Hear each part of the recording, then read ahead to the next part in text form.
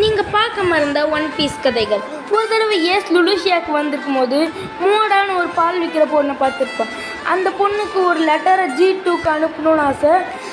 ஏசும் அவள் சாப்பாடு கொடுத்த நன்றி கடனுக்காக அந்த லெட்டரை எடுத்து போய் G2க்கு கொடுக்க போவான். அப்படியே போக முடியாததுனால ஒரு மெரைன் அடித்து போட்டு அவனோட ட்ரெஸ்ஸை எடுத்துகிட்டு போவான். அங்கேயும் போய் அவன் பைரட் மாதிரியே பண்ணிகிட்டு இருந்த உடனே எல்லோரும் பைரட்னு கண்டுபிடிச்சிடுறாங்க. அதில் சில மெரைன்ஸ் ஏசை தேடி போனாலும் சில மெரைன்ஸ் ஒரு காஃபி பிரச்சனையில் இருக்காங்க. அவங்க காஃபியை ரொம்ப டேஸ்ட்டாகவே இருக்கிறதுல மொக்கையாக இருக்குது.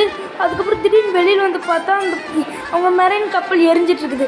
அதுலேருந்து ஒரு அன்கான்ஷியஸ் சோல்ஜரை காப்பாற்றிட்டு லெட்டரையும் கொடுத்துட்டு போயிடுறான். அந்த லெட்டரில் உங்களுக்கு பால் தேவைன்னா என்னோடய பண்ணையில் இருந்து எடுத்துக்கோங்க அப்படின்னு சொன்னோடனே G2வும் ஒரு கப்பலை அனுப்புகிறாங்க.